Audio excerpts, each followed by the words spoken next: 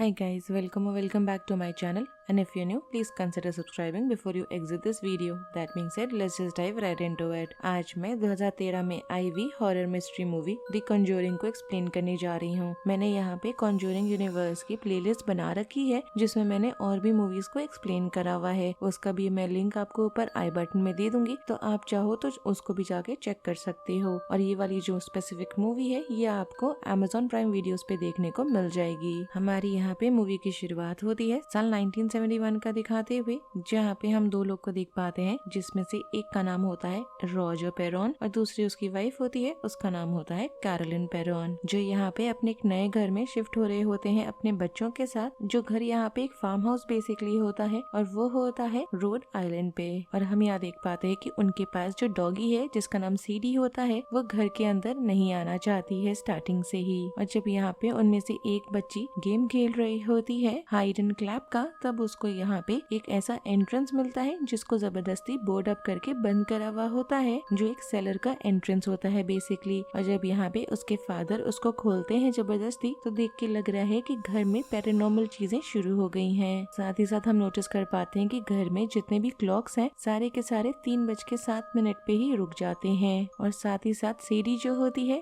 वो यहाँ पे घर के बाहर ही उन्हें मरी हुई मिलती है। एक रात की बात होती है जब ये लोग सो रहे होते हैं, तो हम क्रिस्टीन को देख पाते हैं कि उसको एक मैलेवेंट स्पिरिट के साथ एनकाउंटर हुआ है। मगर यहाँ पे प्रॉब्लम ये होती है कि सिर्फ उसी को वो स्पिरिट दिख रहा होता है। और यहाँ पे वो क्लेम करने लगती है कि वो जो स्पिरिट है वो चाहती है उसके सारे परिवार वालों को मार डालना। और यहाँ पे एक और दिन की बात होती है जब कैरोलिन को यहाँ पे ताली बजाने की आवाजें आ रही होती हैं एक रात जब वो अपने कमरे में होती है। और जब वो उन आवाजों को फॉलो करती है तो वो बेसमेंट का दरवाजा स्पिरिट उस पे बंद कर देता है और वो वहीं पे फंस जाती है। और उसी टाइम तुरंत हम देख पाते हैं कि जो दो बेटियां हैं सिंडी और एंड्रिया, उन्हें यहाँ पे एक उनके वार्डरोब के ऊपर एक स्पिरिट दिखाई देती है जो उन पे अटैक कर देती है। ये सब अब इतना ज्यादा हो गया होता है कि कैरोलिन यहाँ पे डिसाइड करती है कि वो सेमिनार अटेंड करने वाली है एड एंड लोरेन वॉरेन का, जहाँ पे वो उन्हें पर्सनली जाके कांटेक्ट करके मदद मांगेगी। और वहाँ पे हम देख पाते हैं सेमिनार में कि वो लोग बात कर रहे होते हैं एक ऐसे डॉल के बारे में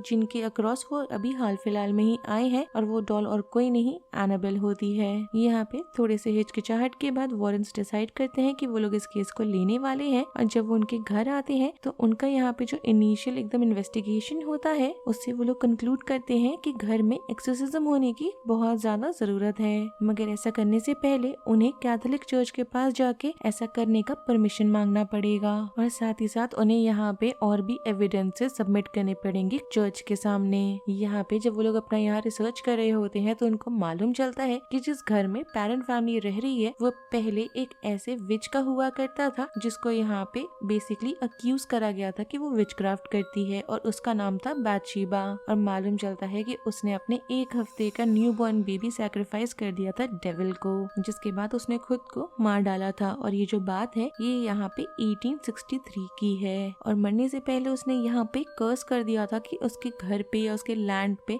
जो भी रहना चाहेगा वो सारे ही मारे जाएंगे। और यहाँ पे इसके बाद उन्हें मिलते हैं बहुत सारे रिपोर्ट्स ऐसे जो उस स्पेसिफिक प्रॉपर्टी के होते हैं। जब उस प्रॉपर्टी पे घर बन गया था जो लोग रहे थे वहाँ पे उनको मालूम चलता है कि बहुत सारे एक्सीडेंट्स, डेथ्स, सुसाइड्स वहाँ हो रखे हैं ऑलरेडी। अब उनको यहाँ पे एविडेंसेस चाहिए होते हैं उस घर के लिए, जिससे कि वो चर्च से जाके एक्सोर्सिज्म का परमिशन मांग सके। तो एड और लोरेन वॉरेन घर के चारों तरफ जाते हैं, कैमरास को इंस्टॉल करते हैं और साथ ही साथ बेल्स को भी लगाते हैं। जिसके बाद वो लोग देखते हैं कि सिंडी यहाँ पे स्लीप वॉक कर रही है और एंड्रिया के रूम में जाती है। और उन्हें यहाँ पे ईवीपी सुनाई पड़ता है जो रेडियो से आ रहा होता है, जहाँ पे वो लोग सुन पाते हैं एक स्पिरिट को जो यहाँ ल्योर कर रही होती है सिंडी को उस स्पेसिफिक वार्डरोब के तरफ ही। और यहाँ पे वो जाती है उस वार्डरोब को खोल के एक सीक्रेट पैसेज को रिवील करती है। जिसके बाद लोरेन अंदर जाती है उसी पैसेज के, मगर वो अनफॉर्चुनेटली फ्लोर बोर्ड्स जो होते हैं उसके थ्रू गिर जाती है। और नीचे जाके जब वो गिरती है तो उसको यहाँ पे एक स्पिरिट दिखाई देती है एक ऐसी औरत की जिसको बैथशेबा ने सालों पहले पोजेस करा हुआ था,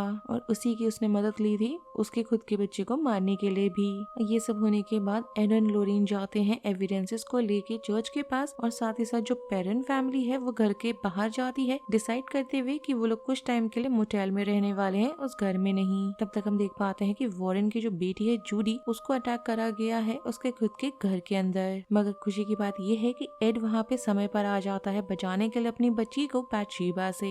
मगर यहाँ पे अनफॉर्चुनेटली देखने में लग रहा है कि कैरोलिन को पोजेस कर लिया है बैथशेबा ने, जो यहाँ पे क्रिस्टीन और अप्रैल को वापस से उसी फार्म हाउस में लेके जाती है जहाँ ये लोग पहले रह रहे थे। और जब एड एंड लोरीन को मालूम चलता है तो वो लोग भी वहाँ जाते हैं और उन्हें मालूम चलता है कि उन्हें कैरोलिन यहाँ दिख रही है जो सेलर में है, और वो स्टैप करने वाली है क्रिस्टीन को। जिसके बाद वो लोग किसी तरह से स्ट्रगल करते हैं और कैरोलिन को यहाँ पे एक कुर्सी से बांध देते हैं। तो यहाँ एड डिसाइड करता है कि जो एक्सोर्सिज्म है वो करने की तुरंत जरूरत है, परमिशन का वो लोग वेट नहीं कर सकते। तो एड यहाँ अकेले ही ऐसा करने को तैयार हो जाता है, और जब वो ऐसा कर रहा होता है तो इस प्रोसेस के बीच में हम देख पाते हैं कि बैथशेबा अटैक करने लगती है। यहाँ पे कैरोलिन एस्केप कर जाती है और कोशिश करती है अप्रैल को मारने का, मगर यहाँ पे लोरीन किसी तरह से रोकती है उसको मारने से अपनी बेटी को, और वो उसको उसके हैप्पियर टाइम्स और जो उनका फैमिली टाइम होता है उसकी मेमोरी याद दिलाने की कोशिश कर रही होती है, जिससे कि वो वापस आ जाए अपने सेंसेस में। और ऐसा करने की वजह से एड को इतना टाइम मिल जाता है कि वो एक्सोर्सिज्म को कंप्लीट कर पाए। अब यहाँ फाइनली वो दोनों बच्चों को बचा लेता है और बैथशेबा का जो कर्स है उसको हमेशा के लिए वो खत्म करके हटा देता है। जिसके बाद एड और लोरीन घर जा रहे होते हैं तो लोरीन यहाँ पे बताती है कि उनके लिए एक मैसेज है कैथोलिक चर्च की तरफ से कि उनको अप्रूवल मिल चुका है उस घर में एक्सोर्सिज्म करने का,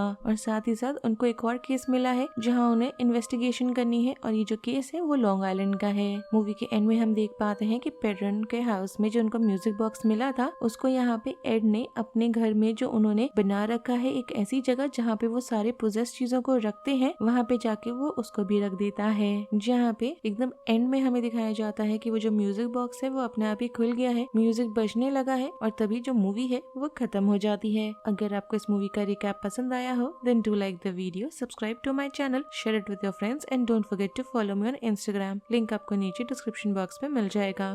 थैंक्स फॉर वॉचिंग, बाय।